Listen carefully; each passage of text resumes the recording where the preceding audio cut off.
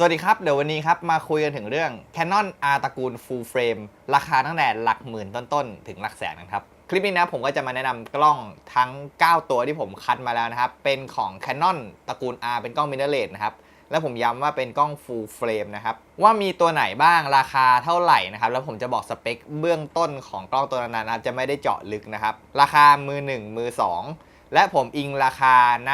เดือนเมษายนปี 2569 ถ้าในอนาคตคุณมาดูแล้วราคามันอาจจะเปลี่ยนแปลงนะครับอาจจะขึ้นหรืออาจจะลงอันนี้ก็อยู่ที่สถานการณ์ของโลกและความต้องการของตลาดในอนาคตครับเผื่อใครที่ยังมองหา Canon Full Frame ตระกูล R ไปใช้งานครับก็มาดูที่คลิปนี้ได้ครับผมจะเริ่มจากราคาที่ถูกที่สุดไปยันราคาที่แพงที่สุดนะครับตั้งแต่หมื่นต้นจนถึงแสนนะถ้าเกินไปกว่านี้นะครับก็จะไม่ได้มาพูดถึงในคลิปนี้นะครับ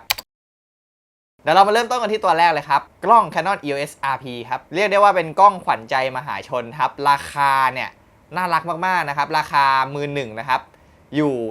25,000 บวกขึ้นไปเลยนะครับบางร้านอาจจะขายประมาณ 30,000 ต้น 30,000 กลางนะครับบางทีอาจจะเห็นมาที่ 20,000 ปลายแต่ถ้ากดคนลดมีอยู่ช่วงหนึ่งเนี่ยผมเคยเห็นมาอยู่ 20,000 ต้นถึงหมื่นปลายเลยนะแต่ปัจจุบันนี้เหมือนไม่ค่อยเห็นแล้วนะครับในราคานั้นนะครับจะอยู่ประมาณ 20,000 กลางๆนะครับส่วนราคามือ2ครับน่าเล่นมากครับราคาตั้งแต่ประมาณ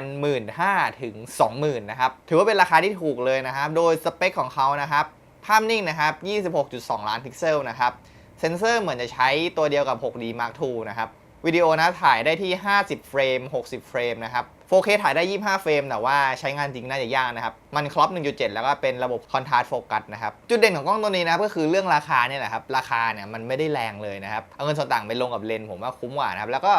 มันเป็นกล้องตัวเล็กผมเคยไปลองใช้งานอยู่นะครับก็ถือว่าเป็นกล้องเริ่มต้นที่ดีเลยมันเล็กเบาพกพาง่ายนะครับระบบออโต้โฟกัสเนี่ยก็ถือว่าใช้งานได้แล้วในการถ่ายงานทั่วไปนะครับไม่ได้มีปัญหาอะไรนะครับเหมาะคนที่เริ่มต้นอยากจะถ่ายภาพนิ่งแบบจริงจังนะครับอยากได้เซนเซอร์ full frame นะครับตัวนี้คือคำตอบเลยครับข้อสังเกตเล็กๆของ Canon RP นะครับก็คือเรื่องแบตเตอรี่นะครับเขาจะให้เป็นแบต LPE17 คือแบตมันจะก้อนเล็กหน่อยนะครับก็อาจจะหมดไวหน่อยนะครับมีข้อจำกัดหนึ่งก็คือเรื่องถ่ายวิดีโอได้ไม่เกิน30นาทีครับระบบโดยรวมของเขาเนี่ยมันอาจจะไม่ได้แบบดีมากเท่ารุ่นพี่เขานะครับเพราะมันก็เป็นกล้องตัวเริ่มต้นนะครับแต่โดยรวมทั้งการทำงานในภาพนิ่งวิดีโอนะครับถ้าเราใช้งานแค่ถ่ายรูปเล่นถ่ายพอร์เทรตถ่ายวิดีโอก็ถ่ายคลิปคอนเทนต์ลง YouTube ทั่วไปเนี่ยผมว่ามันเพียงพอต่อการใช้งานครับและปัจจุบันนี้ครับ Canon RP นะครับยังผลิตมือหนึ่งอยู่ครับกล้องตัวที่2นะครับคือกล้อง Canon EOS R นะครับเป็นกล้องตัวที่ผมซื้อมาใช้งานเหมือนกันนะครับนี่ครับเป็นกล้องสำรองนะครับโดยสเปคของเขานะครับภาพนิ่งนะครับอยู่ที่30 ล้านพิกเซลนะครับการถ่ายภาพต่อเนื่องนะครับอยู่ที่5 เฟรม per sec ในเซอร์โวแล้วก็8 เฟรม per sec ใน one shot นะครับก็ถือว่าใช้งานทั่วไปได้นะครับวิดีโอนะครับถ่ายได้ Full HD ที่ 50-60 เฟรมนะครับ 4K ได้ที่ 25 และ 30 เฟรมนะครับโดย crop 1.7 นะครับแต่เป็น dual pixel นะครับและถ่าย slow motion ถ่ายได้ 720p ที่ 120 เฟรมนะครับเป็น HD นะครับก็ยังไม่ได้ถึงขั้น Full HD นะครับและมี C-Log มาให้นะครับเป็น C-Log 1นะครับ8 บิตแบบ internal แล้วก็external ได้ถึง10 บิตนะครับแล้วข้อพิเศษของ EOS R ตัวนี้เนี่ยคือมีระบบ OI มาให้นะมี OI มาให้เนี่ยเวลาไปต่อผ่าน HDMI ไลฟ์เป็น clean HDMI ออกไปเนี่ยสามารถกดอัดไปได้นะครับแล้วก็ไฟล์บิตเรทสูงนะครับมีให้ในกล้องตัวนี้นะครับในราคาที่ถูกที่สุดนะครับตัวเนี้ย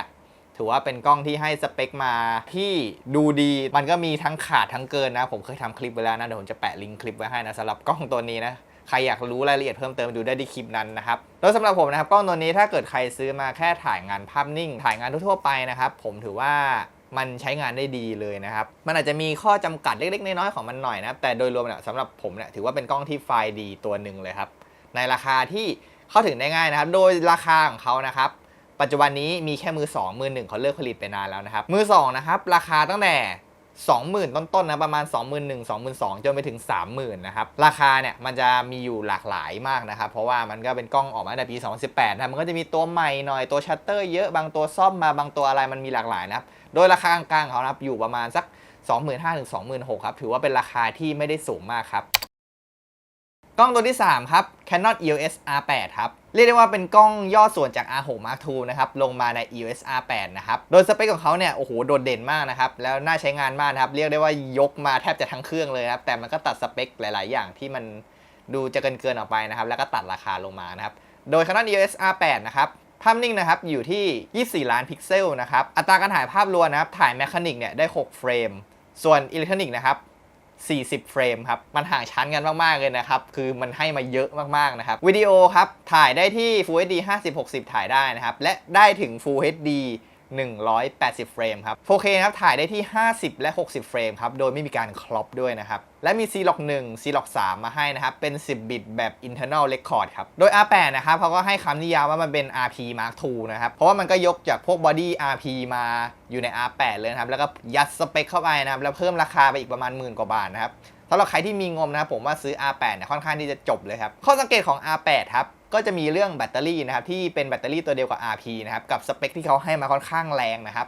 แบตก็จะค่อนข้างหมดไวนิดนึงครับเรื่องการเสียบเมมครับต้องเสียบเมมอยู่ใต้ล่างฝาแบตเหมือนของ RP เลยนะครับไม่ได้มีความแตกต่างกันนะครับและกล้อง Canon R8 ครับเป็นกล้องที่ร้อนนะครับบางคนเรียกกล้องตัวนี้ว่ากล้องลูกคุณหนูนะครับเจอแดดเจออะไรไม่ค่อยได้นะครับมันจะร้อนแล้วมันก็จะฮีทครับในการถ่ายวิดีโอนะในการถ่ายงานภาพนิ่งเนี่ยบางทีเจอแดดร้อนพอมันละอุมากเนี่ยมันก็ทำให้การทำงานเนี่ยมันช้าลงนะครับเพราะตัวที่ผมใช้ Canon R6 มันก็เป็นครับเป็นกล้องที่เร็วแรงแล้วก็ร้อนครับ Canon R8 ครับสามารถถ่ายวิดีโอได้เกิน30 นาทีครับแต่ไม่ให้เกิน2ชั่วโมงครับโดยตัวอื่นๆเนี่ยเขาให้ไปถึง6ชั่วโมงครับแต่ข้อดีมากๆของ R8 เลยครับคือเรื่องระบบโฟกัสครับค่อนข้างที่จะโหดมากนะครับดีมากนะครับเป็น Dual Pixel เหมือนจะเป็นเวอร์ชัน2เวอร์ชัน3ไปแล้วนะครับคือ Dual Pixel เนี่ยมันก็จะมีอยู่หลากหลายเวอร์ชันนะอันนี้เดี๋ยวไปพูดท้ายคลิปนะครับแต่ว่าของ R8 เนี่ยมันเป็น Dual Pixel ที่ค่อนข้างที่จะฉลาดและดีมากๆครับโดยสงวนราคาของ Canon R8 นะครับปัจจุบันก็ยังผลิตมือหนึ่งอยู่นะครับราคามือหนึ่งนะครับอยู่ที่ 39,900 นะครับถึงประมาณ 42,900 นะครับยังไม่รวมโคนลนนะครับถ้ากดโคนลนแล้วผมเคยเห็นถูกสุดอยู่ประมาณ 32,000-33,000 นะครับแต่ถ้าคุณมากดในปัจจุบันนี้นะอาจจะอยู่ประมาณ 30,000 กลางๆถึงเกือบปลายๆนะครับส่วนราคามือ2ครับอยู่ตั้งแต่ 30,000 บวกขึ้นไปเลยครับส่วนมากจะเห็น 31,000 32,000 นะครับถือว่าเป็นราคาที่เข้าถึงได้ไม่ยากครับตัวที่4ครับCanon EOS R6 ครับเป็นกล้องตัวที่ผมใช้งานอยู่ณปัจจุบันนี้ครับตัวนี้เรียกได้ว่าเป็นกล้องตัวที่ใครจะซื้อไปใช้ทำงานนะผมแนะนำตัวนี้นะครับเริ่มรับงานนะครับภาพนิ่งบวกวิดีโอบ้างเล็กๆน้อยๆนะครับผมแนะนำตัว R6 เลยนะครับด้วยสเปคของเขานะครับภาพนิ่งครับอยู่ที่20ล้านพิกเซลครับอัตราการถ่ายภาพรวมนะครับแมคคานิกครับ12เฟรมครับอิเล็กทรอนิกส์ได้ที่20เฟรมครับการถ่ายวิดีโอครับถ่ายได้ที่ Full HD นะครับ50-60ถ่ายได้แล้วก็ถ่ายได้สูงสุดที่120เฟรมนะครับเป็นสโลว์โมชั่นนะครับและ 4K ครับได้ที่50-60นะครับโดยครอปที่ 0.7 นะครับถือว่าครอปไปนิดนึงนะครับไม่ได้เยอะมากนะครับวิดีโอครับถ่าย C-Log 1 C-Log 3 ได้นะครับ10 บิตแบบ internal ครับ R6 ครับเป็นกล้องที่มีกันสั่นในตัวบอดี้ครับการสั่นของ Canon Mirrorless นะถือว่าเป็นการสั่นที่ค่อนข้างดีมากๆตัวหนึ่งครับและหลังจาก R6 ตัวนี้นะครับผมบอกขึ้นไปนะครับอันดับ4ถึงอันดับ9นะครับจะมีกันสั่นในบอดี้ทุกตัวครับโดยจุดเด่นของ R6 นะครับเป็นกล้องที่มีกันสั่นเป็นกล้องที่มีระบบออโต้โฟกัสที่ไว้ใจได้การถ่ายภาพรวมการถ่ายภาพนะครับไม่มีการติดขัดอะไรเลยนะครับใช้งานได้ดีมากๆนะครับทำงานได้ค่อนข้างยืดหยุ่นมากครับไฟล์วิดีโอดีภาพนิ่งถือว่าเอาไปใช้งานทั่วไปได้ครับ20ล้านพิกเซลครับการ์ดครับมีมาให้2สล็อตครับเป็น UHD 2ทั้งคู่ครับรองรับการทำงานแบบมืออาชีพแบบเต็มตัวครับการจับถือเนี่ยถือว่าทำได้ค่อนข้างดีเลยครับจับถนัดมือครับแต่ข้อสังเกตของ R6 หลักๆเลยนะครับที่ผมใช้มานะครับและรู้สึกติดขัดมากคือเรื่องเรียกได้ว่าเป็นกล้องลูกคุณหนูอีกตัวหนึ่งนะครับเจอแดดแรงมากๆนะครับมันจะค่อนข้างฮีทไวมากๆนะครับโดยเฉพาะในวิดีโอนะครับถ่าย 4K 25 เฟรมนะครับถ่ายได้ไม่เกิน30 นาทีครับมันก็จะตัดแล้วต้องพักกล้องสัก5นาทีถึง10นาทีถึงจะกลับมาถ่ายต่อได้นะครับส่วน 4K 50-60นะประมาณ20กว่านาทีนะครับก็ฮีทแล้วครับส่วน Full HD 50 เฟรมครับถ้าถ่ายในอากาศร้อนมากๆครับประมาณชั่วโมงกว่าๆนะครับจะเริ่มเห็นสัญญาณแล้วว่ากล้องมันจะโอเวอร์ฮีทครับเป็นกล้องที่ร้อนเร็วมากๆตัวหนึ่งครับเรื่องระบบออโต้โฟกัสของเขานะเป็น Dual Pixel ตัวแรกเริ่มของกล้อง Mirrorless เลยครับคือ Canon R6 แล้วก็ R5 นะครับจะใช้ชิป Digi-X นะครับเป็นตัวแรกเลยที่ใช้ Dual Pixel 2 นะครับเหมือนจะเป็น Dual Pixel 2 ในเวอร์ชันแรกๆนะครับฉะนั้นระบบออโต้โฟกัสเนี่ยคือมันจะไม่เทียบเท่ากับพวกรุ่นพี่ของเขานะครับแต่ในการใช้งานทั่วไปนะครับด้วย Pixel ตัวแรกเนี่ยถือว่าใช้งานได้สบายๆครับไม่ต้องไปกังวลอะไรกับมันมากนะครับเพียงแค่ว่ามันจะสู้พวกรุ่นพี่ไม่ได้แค่นั้นครับโดยรวมนะครับเป็นกล้องที่ใครจะเลือกซื้อไปใช้งานในระดับมืออาชีพครับเป็นตัวที่ผมแนะนำมากที่สุดนะครับในงบประมาณที่มันไม่ได้สูงมากนะครับราคาของ Canon R6 ครับปัจจุบันนะครับมือ1เขาเลิกผลิตไปแล้วนะครับก็จะมีแค่มือ2นะครับราคาอยู่ตั้งแต่ 34,000 ถึง 40,000 ครับกล้องตัวที่5ครับ Canon R6 Mark II นะครับเป็นตัวต่อยอดจาก Canon R6 ตัวแรกนะครับที่ค่อนข้างดีมากอยู่แล้วนะครับตัว Mark II นะครับก็จะอัปเกรดขึ้นไปที่ค่อนข้างเยอะพอสมควรเลยครับ โดยพิกเซลภาพนะครับให้มาที่ 24.2 ล้านพิกเซลนะครับอัตราการถ่ายภาพรวมนะครับ12 เฟรมแมคานิกครับและอิเล็กทรอนิกส์นะครับได้ถึง 40 เฟรมครับถือว่าพัฒนาจาก R6 ไปค่อนข้างเยอะครับและการถ่ายวิดีโอนะครับคล้ายๆของ R6 เลยนะครับได้ที่ Full HD 50-60 นะครับและเพิ่มเติมเป็น 180 เฟรมใน Slow Motion นะครับใน Full HD ครับ 4K ครับได้ที่ 50-60 เฟรมโดยไม่มีการครอปเลยนะครับแล้วสามารถต่อเป็นถ่าย RAW แบบ external record ได้นะเป็น 6K RAW นะครับถือว่าเป็นกล้องที่เอาไปถ่ายวิดีโอได้ค่อนข้างดีเลยครับแล้วก็มี C-Log 1 C-Log 3 แบบ 10 บิตแบบ internal record ในตัวกล้องได้เลยครับตัว R62 นะครับก็จะเพิ่มเติมจาก R61 มาค่อนข้างเยอะนะทั้งเรื่องระบบโฟกัสตัวใหม่การปรับเมนูภายในตัวกล้องมันสามารถปรับคัสตอมได้มากยิ่งขึ้นระบบเรื่องความร้อนเนี่ยก็โดนแก้ไขมาให้ดีมากยิ่งขึ้นครับและพิกเซลภาพที่เพิ่มมา4ล้านพิกเซลนะครับคือมันเหมือนจะน้อยนะแต่ผมไปดูคลิปตัวอย่างเปรียบเทียบของต่างประเทศมานะครับ4พิกเซลที่มันเพิ่มมาเนี่ยน่าใช้มากครับกับ4พิกเซลที่เพิ่มมานะครับคือเซนเซอร์มันละเอียดขึ้นมันให้เนื้อไฟที่ดีมากยิ่งขึ้นนะครับ Dynamic Range ก็ดีขึ้นจากตัวเก่ามาอีกประมาณนิดนึงนะครับโดยรวมเนี่ยมันอัปเกรดไปค่อนข้างที่จะเยอะนะครับสำหรับใครที่อยากได้กล้องตัวจบนะครับเป็นไฮบริดอีกตัวหนึ่งที่ผมรู้สึกว่ามันน่าซื้อใช้นะถ้าเงินคุณเหลือนะครับแนะนำให้ไปซื้อตัว 2 แทนตัวแรกเลยครับจุดสังเกตของ R62 ครับก็จะมีเรื่องความร้อนในการถ่ายวิดีโอเข้ามาเพิ่มเติมนะครับโดยจะร้อนฮีทที่ 4K 50-60 นะครับโดยจะถ่ายประมาณ40กว่านาทีนะถึงจะฮีทนะครับส่วน 4K 25-30 เนี่ยเขาคอนเฟิร์มไว้ว่าจะไม่มีความร้อนจนเกิดโอเวอร์ฮีทนะครับอันนี้ผมก็อยากลองมากๆนะว่ามันเป็นยังไงนะครับโดยสงวนราคาของ Canon R6 Mark II นะครับปัจจุบันยังผลิตมือหนึ่งอยู่นะครับมือหนึ่งปัจจุบันนี้นะผมเห็นอยู่ที่ 64,900 นะครับบางร้านขาย 61,900 นะครับแต่บางทีเนี่ยเขาจัดโปรนะครับช่วง1เดือน1 2เดือน2พวกนี้นะผมเห็นราคาที่ถูกที่สุดเลยนะเอาปัจจุบันเนี้ย 56,000 ครับแต่ในอดีตเนี่ยมันเคยลงไปถึงประมาณ 51,000 52,000 ครับโดยไอ้ 51,000 52,000 เนี่ยมันคือราคามือ2นะปัจจุบันนี้ครับราคาเนี่ยอยู่ประมาณตั้งแต่ 49,000 ถึงประมาณ 53,000 54,000 เป็นราคามือ2ของ R6 Mark II ครับกล้องตัวที่ 6 ครับ Canon EOS R5 ครับเรียกได้ว่าเป็นกล้องตัวที่หลายๆคนนะครับจับตามองนะครับเป็นกล้องไฮบริดแบบแท้ๆเลยนะครับและสเปคที่ให้มาค่อนข้างที่จะโหดมากนะในช่วงตอนเปิดตัวนะมันเปิดตัวพร้อม R6 นะครับโดยสเปคที่เขาให้มานะครับภาพนิ่งครับอยู่ที่ 45 ล้านพิกเซลครับอัตราการถ่ายภาพรวมครับ Mechanic Shutter ที่ 12 เฟรมครับและ Electronic Shutter ที่ 20 เฟรมครับมาพร้อมกับชิปประมวลผล Digi X นะครับเหมือนกับของ Canon R6 นะครับโดยการถ่ายวิดีโอนี่ให้มาโหดมากครับถ่ายวิดีโอได้ถึง 8K 30 เฟรมแบบรอและ internal record ด้วยครับ 4K เนี่ยได้ถึง 120 เฟรมนะครับและ 4K 50-60 เฟรมแบบไม่ครอปครับมี C-Log 1 และ C-Log 3 มาให้ถ่ายได้ใน internal record ด้วยครับโดยที่มันสามารถถ่าย 8K ได้แบบ internal record ในตัวก็เพราะว่ามันมีการ์ดช่องหนึ่งนะครับใส่เป็น CF Express Type B มาให้นะครับเราสามารถไปซื้อการ์ดความเร็วสูงนะมาใส่ในกล้อง Canon R5 ได้เลยครับและบอดี้ที่เป็นแมกนีเซียมอลลอยนะบอดี้ที่ค่อนข้างที่จะแข็งแรงมากๆนะครับเป็นกล้องตัวหนึ่งที่มืออาชีพหลายคนเลือกซื้อไปใช้งานนะครับมันเก่งทั้งภาพนิ่งและวิดีโอแบบจริงๆเลยนะครับอย่าง Canon R6 เนี่ยผมรู้สึกว่ามันก็เป็นกล้องไฮบริดตัวหนึ่งนะครับที่ค่อนข้างที่จะดีแล้วก็คุ้มค่ามากครับแต่ Canon R5 นะครับเหมือนว่ามันจะสุดเพิ่มไปอีกนะครับโดยพิกเซลภาพเนี่ยให้ถึง45 ล้านนะแล้ววิดีโอในสเปคที่ค่อนข้างที่จะโหดมากๆครับสำหรับใครที่อยากได้กล้องตัวจบนะครับทำงานได้ทั้งภาพนิ่งทั้งวิดีโอนะครับ Canon R5 นะครับถึงกล้องมันจะเก่านะครับแต่ผมว่ามันก็ยังเก่าอยู่นะมันเอามาตบกับกล้องสมัยใหม่ที่เปิดตัวออกมาณปัจจุบันนี้มันก็เอามาสู้ได้ครับโดยข้อสังเกตของ Canon R5 นะครับก็เป็นเรื่องเดียวกับ Canon R6 นะคือมันร้อนนะครับมันก็เป็นกล้องที่สเปคเขาให้มาค่อนข้างสูงเลยนะครับแต่เรื่องความร้อนมันก็ตามมาอันนี้ก็คล้ายๆกับ Canon R6 นะครับคือการเอาไปถ่ายวิดีโอเนี่ยก็ต้องระวังเรื่องการโอเวอร์ฮีทมันสักนิดนึงนะครับในการถ่าย 8K เนี่ยยังไงก็ฮีทครับถ่าย 4K 120 ก็ฮีทเหมือนกันนะครับถ้าถ่ายในเวลานานมากนะ 4K 50-60 เนี่ยก็ฮีทเหมือนกันครับและ Canon R5 ครับไม่สามารถถ่ายวิดีโอได้เกิน30 นาทีครับแต่ถ้าสำหรับงานภาพนิ่งนะครับหรืองานถ่ายทั่วไปนะครับ Canon R5 เนี่ยมันก็เหลือเฟือต่อการใช้งานครับเพียงแค่ว่า45 ล้านพิกเซลเนี่ยคุณจะเป็นที่ต้องใช้ไหมเพราะต้องอย่าลืมนะว่าถ้าคุณซื้อกล้องความถี่สูงๆมาเนี่ยคอมคุณก็ต้องแรงตามไปด้วยรวมถึงพื้นที่การจัดเก็บเนี่ยมันก็ต้องสูงขึ้นไปด้วยครับโดยราคาของ Canon R5 นะครับปัจจุบันนี้ไม่มีมือหนึ่งแล้วนะครับมีแค่มือสองนะครับราคาอยู่ตั้งแต่ 50,000 ถึงประมาณ 70,000 ครับเป็นราคาที่ลดลงมาค่อนข้างที่เยอะนะครับสามารถเข้าถึงได้ง่ายมากยิ่งขึ้นครับตัวที่ 7 ครับ Canon EOS R6 Mark III ครับ เป็นกล้องที่เพิ่งออกมาสดๆร้อนๆนะครับเป็นกล้องตัวใหม่นะครับที่ผมรู้สึกว่ามันก็จะเอามาแทน R62 ในอนาคตนะครับโดยสเปคของ R63 นะครับเป็นชิป DGX เหมือนกันครับความละเอียดภาพนิ่งครับได้ที่ 32.5 ล้านพิกเซลครับอัตราการถ่ายภาพรวมครับ Mechanic Shutter ที่12เฟรมนะครับและ Electronic Shutter ที่40เฟรมครับและสเปควิดีโอครับของ R6 Mark 3เนี่ยค่อนข้างดีเลยนะครับโดยถ่ายได้สูงสุดที่ 7K 30 แบบ Open Gate นะครับคือถ่ายแบบเต็มเซนเซอร์เลยบนล่างไม่มี16:9ครับเป็น3:2ครับเนี่ยอย่างที่ผมถ่ายอยู่16:9 3:2ก็จะยืดขึ้นไปอีกนะครับและถ่าย 7K แบบ16:9นะครับได้ที่60เฟรมครับ 4K ได้ที่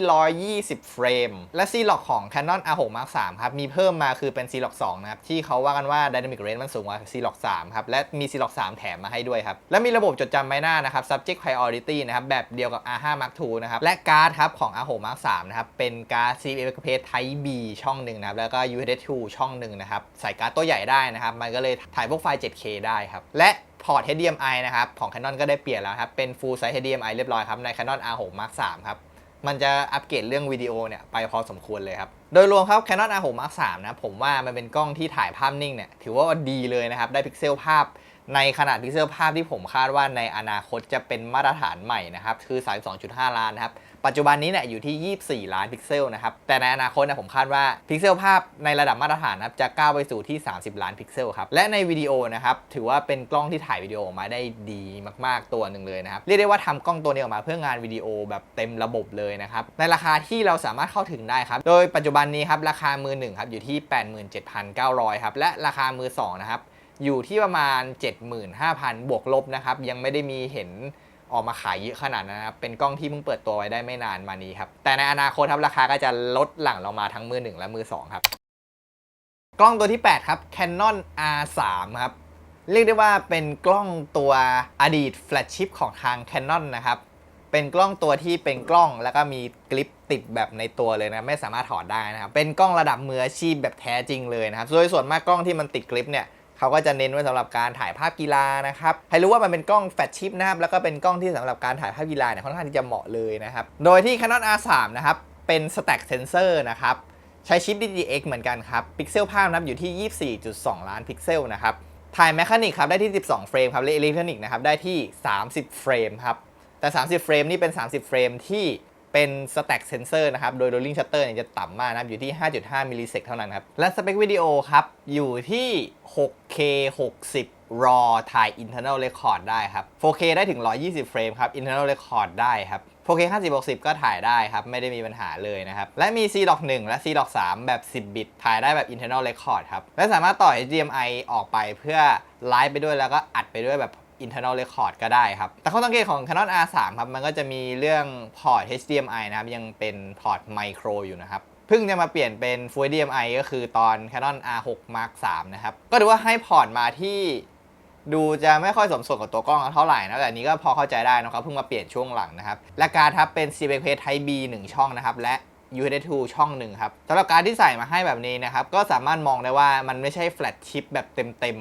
นะครับมันเป็นกล้องที่ก่อนจะไปเป็นแฟลชชิปนะครับอย่างเช่นพวก Canon R1 เนี่ยมันก็จะใส่เป็น CF Type B 2 ตัวเลยนะครับสำหรับมืออาชีพนะทั้งที่สเปคของ R3 นะครับมันก็คือสเปคแบบระดับมืออาชีพแล้วนะครับและ Canon R3 นะครับเป็นเหมือนกับ Dual Pixel เวอร์ชัน2นะครับคือระบบออโต้โฟกัสนะครับพัฒนามาจาก Canon R5 R6 ตัวแรกนะที่เป็นระบบ Dual Pixel 2 เหมือนกันนะครับและสามารถถ่ายวิดีโอได้เกิน30นาทีครับโดยไม่เกิน6ชั่วโมงครับโดยรวมครับ Canon R3 นะครับก็ถือว่าเป็นกล้องที่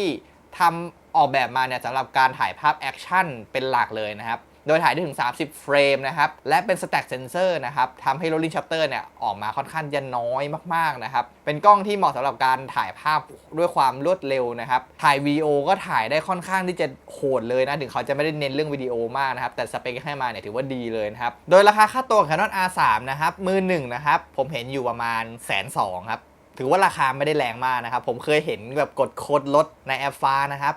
ลงมาอยู่ประมาณ 99,900 นะ100,000มีทอน100นะครับถือว่าเป็นราคาที่ค่อนข้างดีเลยนะครับและราคามือ2ครับผมเห็นอยู่ตั้งแต่ประมาณ 70,000 ปลายถึงประมาณ 90,000 นะครับถือว่าเป็นราคาที่เราสามารถเข้าถึงได้มากยิ่งขึ้นนะสำหรับกล้องในระดับโปรขนาดนี้นะครับใครที่จะหากล้องไปถ่ายภาพกีฬาสักตัวหนึ่งนะครับอยากได้แบบดีๆแบบจบๆไปเลยนะ Canon R3 คือคำตอบครับต่อไปครับกล้องตัวที่9นะครับกล้องตัวสุดท้ายแล้วนะครับที่จะพูดในคลิปนี้นะครับ เป็นกล้องตัวแถมนะครับกล้อง Canon EOS R5C นะครับจริงๆกล้องตัวนี้มันจะเป็นกล้องแนว Cinema Line แล้วนะครับ R5C เนี่ยมันก็จะเป็นคล้ายๆ R5 นะครับที่เอามาตัดกันสั่นออกนะครับแล้วก็เพิ่มพัดลมเข้าไปนะครับแต่ก็จะเพิ่มสเปคบางอย่างเข้าไปด้วยนะครับโดย Canon R5C นะครับสเปคภาพนิ่งครับ45ล้านพิกเซลนะครับMechanic Shutter ครับได้ที่12เฟรมครับและ Electronic Shutter ได้ที่20เฟรมครับเหมือนของ R5 เลยครับส่วนสเปควิดีโอครับตัวนี้เน้นวิดีโออยู่แล้วนะ 8K ครับได้ถึง60เฟรม RAW Internal Record ครับ 4K ได้120ครับ50-60ถ่ายได้สบายๆครับและมี C-Log 2มาให้ด้วยครับแล้วก็เป็น C-Log 3ครับสามารถบันทึกได้ภายในตัวกล้องเลยครับโดยการ์ดที่เขาให้มานะครับจะเป็นการ์ด CBX Type B ทั้งคู่เลยครับกล้อง R5C ครับเป็นกล้องสำหรับการถ่ายวิดีโอแบบเน้นๆเลยนะครับโดยมีพัดลมมาให้ด้วยนะครับก็จะลดการโอเวอร์ฮีทเนี่ยไปได้พอสมควรเลยครับเป็นกล้องใน Cinema Line นะครับแต่ที่ผมไปดูคนใช้งานจริงมานะเขาจะบ่นกันเรื่องแบตเตอรี่มันหมดไวไปนิดนึงนะครับคือถ้าไปเปิดอยู่ในโหมด Cinema เนี่ยมันจะกินแบตแบบพอสมควรเลยนะคือแบตมันก็ใช้ตัวเดียวกับ Canon R5 นะครับแต่ตัวนี้เหมือนว่ามันจะถ่ายสเปคได้แบบค่อนข้างสูงและถ่ายได้ค่อนข้างโหดเลยนะครับเป็นกล้องที่ค่อนข้างที่จะกินแบตเตอรี่พอสมควรครับและข้อสังเกตอีกข้อหนึ่งนะครับก็คือเรื่องพอร์ต HDMI นะครับเป็นพอร์ต Micro HDMI เหมือนกันครับยังไม่เป็น Full Size นะครับทั้งที่เป็นกล้องในระดับนี้แล้วนะยังเป็น Micro อยู่นะครับก็ถือว่าน่าเสียดายกับกล้อง Canon R5C นะครับโดยที่ผมเอากล้อง Canon R5C มาคุยในคลิปนี้นะครับเพราะว่าราคามือ2เขาเนี่ยอยู่ที่ประมาณ 65,000 ถึง 90,000 นะครับถือว่าเป็นราคาที่ค่อนข้างที่จะเข้าถึงได้ง่ายมากยิ่งขึ้นนะสำหรับคนใช้งานทั่วไปนะครับมือ1นะครับจะอยู่ราคาตั้งแต่ 95,000 ถึง 120,000 ครับราคาก็จะเกินแสนไปอีกประมาณหนึ่งเลยครับผมรู้สึกว่าเป็นกล้องตัวหนึ่งที่สำหรับใครจะเอาไปใช้ถ่ายวิดีโอนะครับเป็นกล้องตัวหนึ่งที่น่าสนใจมากๆตัวหนึ่งเลยครับในราคาที่ไม่เกินแสนครับก็เป็นยังไงกันบ้างครับกับกล้อง Canon ตระกูล R Full Frame ที่ผมมาแนะนำในคลิปนี้นะครับผมพยายามจะเอากล้องที่มันไม่เกินแสนมาคุยกันครับทั้งมือ1มือ2นะครับแล้วก็สเปคแบบเบื้องต้นคร่าวๆนะครับไม่ได้แบบเจาะลึกอะไรขนาดนั้นนะครับเพื่อเป็นไกด์ไลน์ให้สำหรับคนที่อยากจะซื้อกล้อง Canon ตระกูล R Full Frame ไปใช้งานนะครับผมก็มาแนะนำในคลิปนี้แล้วนะครับสำหรับใครที่จะซื้อไปใช้งานนะครับคุณลองไปหาข้อมูลกล้องแต่ละตัวที่ผมแนะนำไปนะครับไปหาแบบเจาะลึกเลยนะครับทุกตัวในเนี้ยปัจจุบันนี้มีรีวิวให้ดูแบบเยอะเลยนะที่เป็นช่องรีวิวทั้งของไทยและของต่างประเทศนะเขาจะเทสอะไรไปค่อนข้างที่จะเยอะนะครับไปดูได้ที่ช่องเหล่านั้นได้เลยครับ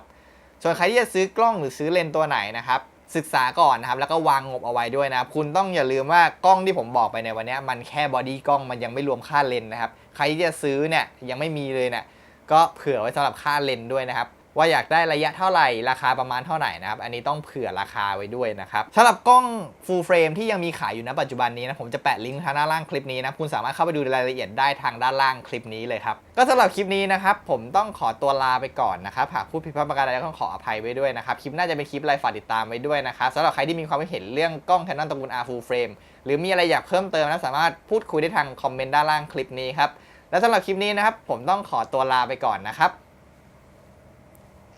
สวัสดีครับ